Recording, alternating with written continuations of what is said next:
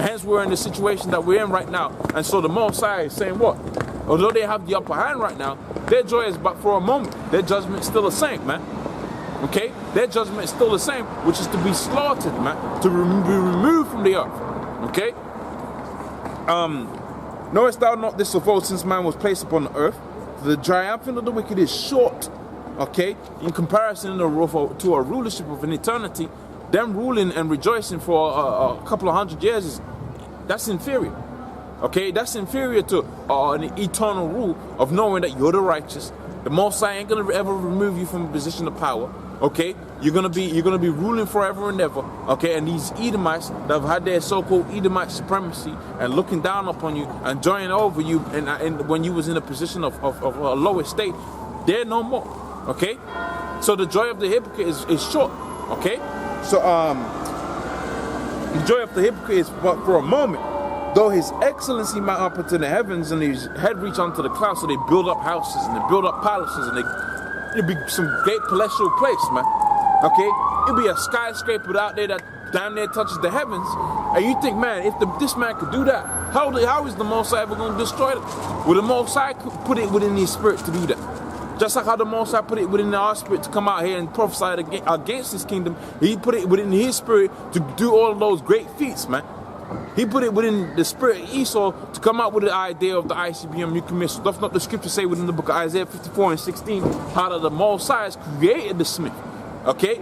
So the Esau is the creation of Yahweh Hashem Shai. So how much greater is Yahweh Hashem Shai to create such an evil entity that he's going to still in turn destroy from off the face of the earth, man? Okay? And that's why the scripture says what it says, even though his excellency might up to the heavens, even though he's up on them heights like that, the Most High was still going to bring him down to the ground, man. And this is the same thing it was saying within the book of Job, the third chapter, Job Obadiah, the 3rd verse. It says, even though when he says he nests amongst the stars, that's what the Lord was going to bring him down, man. Okay? At his peak, at his height, when he was at the peak of his prosperity, that's when the Most High was going to take his ass down, man. Okay? So let's go back on now. It says, though his excellency might up unto the heavens, and his head reach unto the clouds, yet he shall perish forever like his own dung. And the scripture says specifically he was going to perish forever like his own dung, man. Okay? It ain't going to be a thing where it's going to be, okay, 2,000 years right into the kingdom, and Esau's just walking around there just, I'm going to build this up and I'm going to do... No. The Most High said, Israel's going to be set up. Okay, they was going to rule over the nations for a period of 1,000 years in age. Okay, an eon, so you can understand. And after that age is finished, these nations are going to go, these subordinate nations was going to do their thing, but they're going to be tributaries unto us. Okay, and Esau was going to be bound and burnt. Okay, there was going to be, that seed of the serpent was going to be removed from the earth. Okay, there was going to be none of Esau remaining. None, not one. Okay, he wasn't going to have Agag run out there into the Moabites this time and dwell amidst the Moabites, because now the Moabites, they're going to rule apparently for a period of, No, that wasn't going to happen, man. When Israel was going to be set up and they was going to rule, you wasn't going to have none of Esau remaining, not one. Okay, now we'll have their women, but the women don't bring forth, they don't bear seed. So after a certain amount of time, all of that whole seed of the serpent is going to be no more within the earth, man. It's just going to be no more, okay? Not one. And he shall fly away as a dream. He shall not be found, yea, he shall be chased away as a vision. That I also who shall see him no more. Neither shall his place behold him anymore. So here it is, they built up America and they built up Britain. Okay, and they built up the so-called Western world, which is full of wickedness. These places ain't going to behold him anymore. You're going to have different people dwelling out here within England.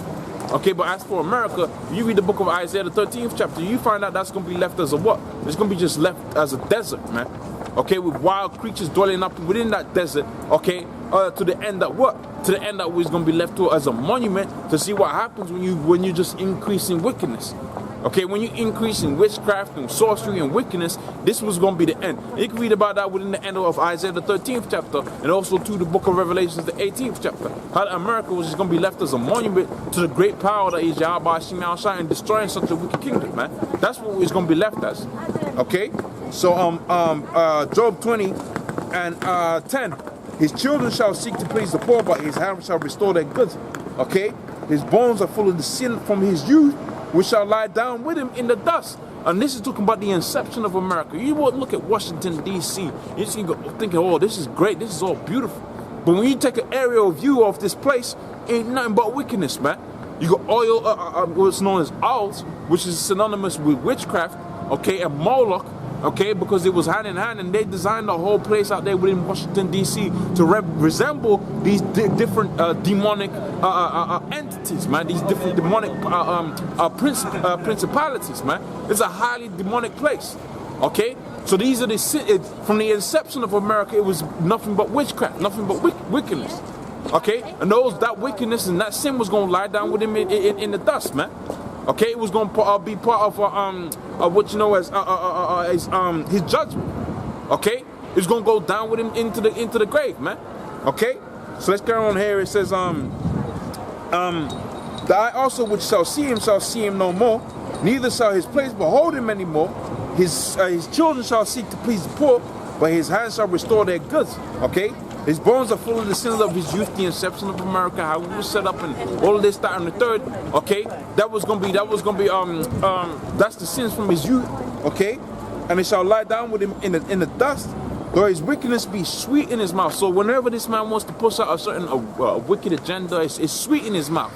He's like, haha, yeah, that's what we gonna do. That's his sent him.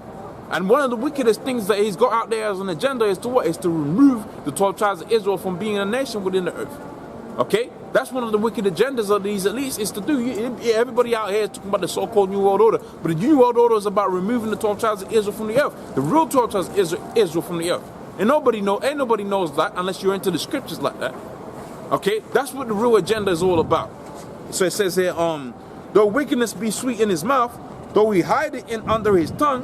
Okay, though his spirit, though he forsake it, but keep it still within his mouth. So they go out there and they stand before the so-called UN Council, and they're talking like they're talking things of peace. Okay, like you got this thing out there within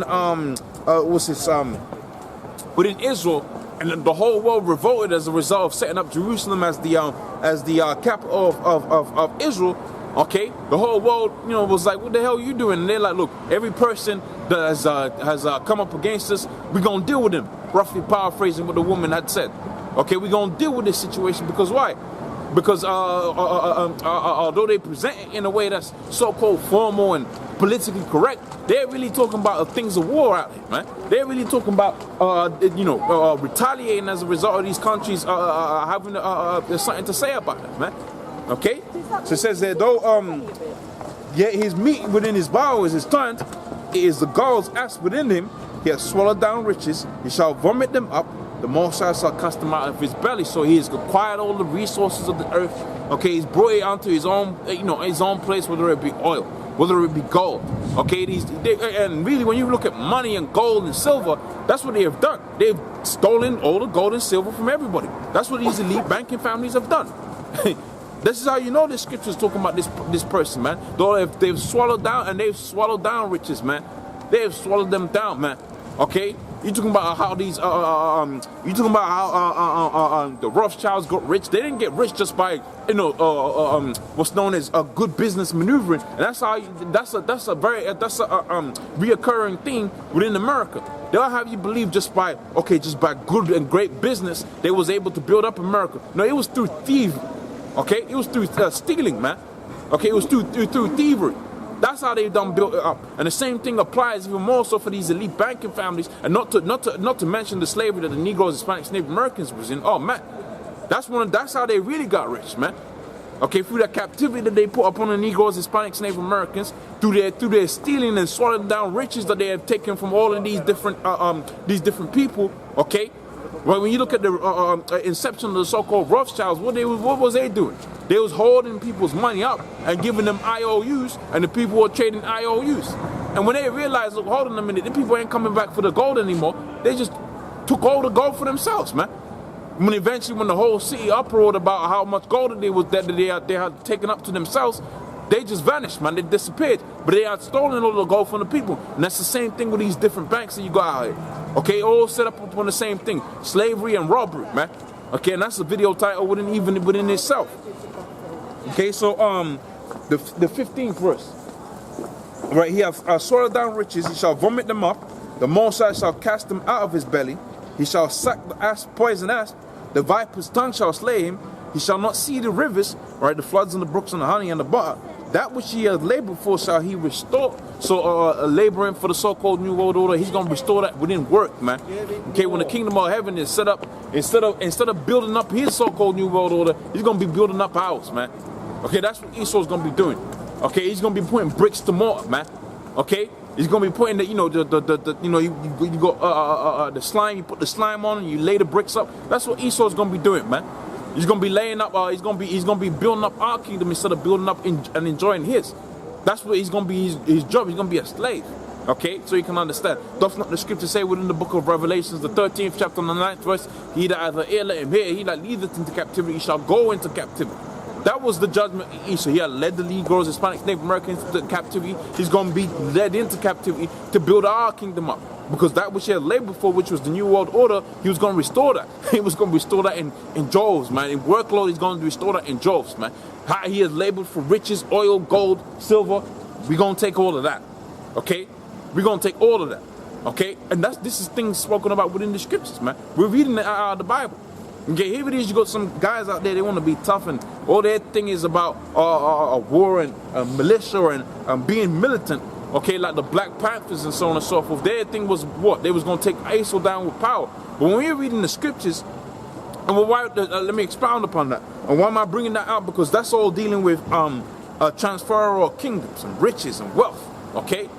So you're seeing all of this wealth Esau's acquired, not to mention that one of the biggest wealth that the Most High gave it to him, his blessing, was the sword. Okay? They're thinking they're going to get that. You don't have to do all of that work, man. The Most High said he was going to restore all of that. The Lord said that all of that gold that he had taken from these nations, he's going to restore that. And who is he going to give it to? He's going to give it to the new ruling class, the new ruling body. Okay? So back within the book of Job, the 20th chapter, and this is the 19th verse. Okay? Because he hath oppressed and hath forsaken the poor. Okay? Because he hath oppressed and forsaken the poor, because he hath violently taken a house which is not his. Okay, and that's what this man does. He violently takes away a house, goes up and wherever he wants to go, and he just takes everything that he wants, whenever he wants. That's the reality of this man. That's the sentiment of this man. That's his spirit. Okay, in Habakkuk the 2nd chapter. Okay, because he has violently oppressed the poor. Because he has oppressed the. Read that again. Because he has forsaken the poor, and because he has violently taken away a house which he builded not. Okay. Surely he shall not feel the quietness within his belly, okay? He shall not savor of that which he hath desired, okay? Which is rulership, okay? Ultimate rulership forever and ever. It ain't gonna happen. There shall none of his meat be left. Therefore, there shall none of his meat be left. Therefore shall no man look for his goods, okay? In the fullness of his sufficiency shall he be in straits, okay? So right when they're about to, at the precipice of the inception of World War III, that's when he was going to be in difficulties. And this is the times that we're in right now. You're talking about the last days of the last days. This is the last days of the last days when Esau is in difficulties, because now you got a thing out there of the men of the Lord pushing this word heavy, man. The secrets of Esau just being made bare, okay? His secrets are just being laid bare for everybody to see. Just out there on YouTube somewhere, just on a video somewhere where everybody can see it. Okay, millions and billions of hits about how the Rothschilds benefited off of slavery. Okay, just billions of hits off of that. Everybody's seeing it. Everybody's watched it. It's billions of views. Yourself, man? I'm recording. Oh, sorry. It's all right. Okay, just billions of hits. Okay, the thing of the elite banking family stealing people's money. Just billions of hits. Everybody's seen it. Everybody's seen all of that. So now with this thing of and that's why they want to control the internet, because that's putting him in a position of difficulty, man. Okay, that's putting him in a greater position of difficulty, because as he's pushing towards his mark, he's going to where everybody just knows about his secrets, man. That's like you put together a plan for hundreds of years and nobody knew about it, but it was going to be greatly beneficial towards your people. And right when the plan was about to come together, everybody got the blueprint. Or you got a competition, architectural competition, okay, and the winner of the best building, okay, is gonna get the prize, right? It's gonna get the prize. So you done bought building material, okay. You put the blueprints together, and right when you're about to, start building, Okay, right when you're about to lay the foundation out, all of your so-called blueprints be made public knowledge, man. Or you're about to put together a so-called piece of software that's gonna revolutionize how everything works or whatever you bring it forth, bring a new piece of technology, an iPhone or whatever. Okay, and then all of that technology just be made public knowledge. But that's what's happening with Esau, man. That puts you in a very difficult position if you're setting up a company, okay, and your whole business plan just becomes made public knowledge. And that's the same thing with Esau. And the same thing with these so-called Illuminati, man. Their so-called business model, okay, for ruling the earth has been made public knowledge now. And that's put him in a certain amount of difficulties. And in addition to that, you got into where the prophets of the Lord are on the scene, okay, preaching, okay, and revealing you to the secrets of these scriptures that the elites, the elite banking families, the so-called Jews have laid hidden out there within the Vatican and different areas like that where they got books where you need a high-level clearance to access those books. And the Most High just freely revealed it unto his prophets, man. Okay, that's put him in a hell of a lot of difficulties because now everybody knows who the Edomites are. Now everybody knows who the real Israelites are. Okay, now everybody knows what nation, what's going to happen with the Lord. You know what lies have been pushed out there. Okay. You know, the thing of the virgin birth, the mysteries, all of that, that's all just public knowledge. And that puts them in a position of high difficulty. Okay? So carrying on now, it says here, in the fullness, 22nd verse, Job 20 and 22, in the fullness of his sufficiency shall be in straits, every hand of the wicked shall be upon him. So that's talking about how all of these different nations now, they're going to turn up against Esau. Okay, physically, okay, military-wise, okay, they're gonna turn against Esau physically, okay. Every hand of the wicked shall be upon him. When he's about to fill his belly, the Most High shall cast his wrath upon him. So at the precipice, right at the point of getting that so-called New World Order going, the Most High was gonna rain upon it. He's gonna rain his fury upon him, okay, and he shall rain it upon him whilst he is eating. He shall flee from the iron weapon. The ball still shall strike him through. It is drawn, it cometh out the body, yea, the glittering sword cometh out the gall. Terrors are upon him, and all darkness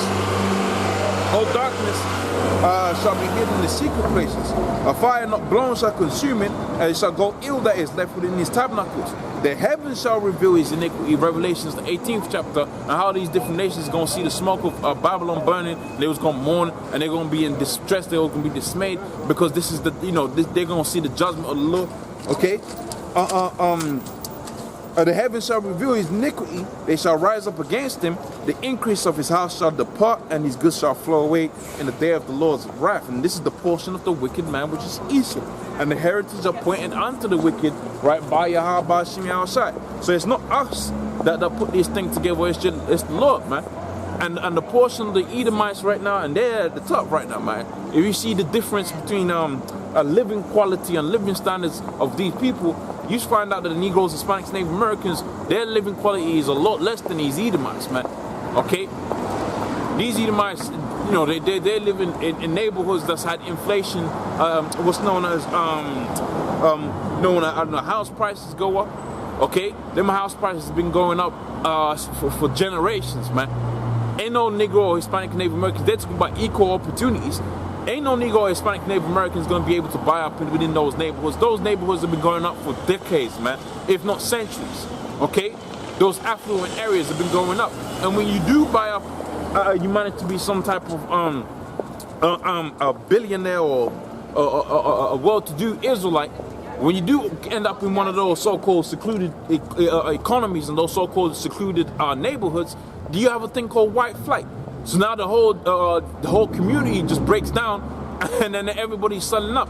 So you're stuck up there somewhere where you bought it out for $1 million. Now it's worth half of that. Okay, so these Edomites, they're doing good, man. Okay, but the scriptures talk about how their goods, okay, whether it be money, gold, silver, but also too the highest commodity upon the earth, slaves, that's gonna be transferred to the new rulers, which is gonna be the 12 tribes of Israel, man. Okay. So let's carry on now within the book of Obadiah, and this is now the 10th verse, okay? It's gonna be in the 10th verse, okay? So it says there, for the violence against thy brother Jacob, shame shall cover thee, and he shall be cut off, and thou shalt be cut off forever. And in that day when thou stoodest on the other side, as the strangers carried them away captives, and the forces and the foreigners entered into their gates and cast lots for Jerusalem, even thou was as one of them.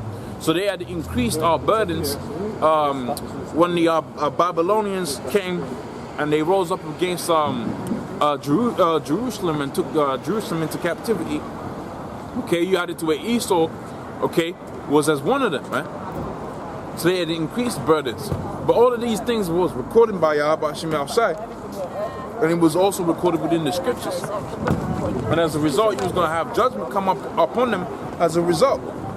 Okay, so it says, but thou shouldest not have looked on the day, right, of thy brother in the day when thou became a stranger. Neither shouldest thou have rejoiced over thy children, the children of Judah in their destruction. Neither shouldest thou have spoken proudly in the day of their distress. So they're talking proudly right now. Okay, and remember we read the scripture within the book of Job, the 20th chapter and the 3rd verse, talking about the triumphant of the wicked is short and is but for a moment. Well, they had rejoiced over the Jake being taken down, man. They'd rejoice over that, and they didn't consider the latter end of it. And the latter end of it was the whole nation of Esau was just gonna be just done away with, man. That was the latter end of it. See, we're gonna have the last laugh, okay? Matter of fact, the scripture talks about when I'll mock when your terror cometh and when your fear cometh. When your fear cometh as a whirlwind. So the man of the Lord is gonna be laughing at Esau when all of this judgment comes upon Esau, man. Okay? It's going to be a beautiful thing to see that we're going to be rejoicing at, man. In fact, the scripture talks about how the saints shall rejoice when they see the kingdom. Okay, he was going to wash his feet. Okay, in the blood of the wicked. That's how the saints was going to be. They were going to be laughing, man. Look at these Edomites, man. They so proudly look down upon us now. They're in this terrible situation. Okay, so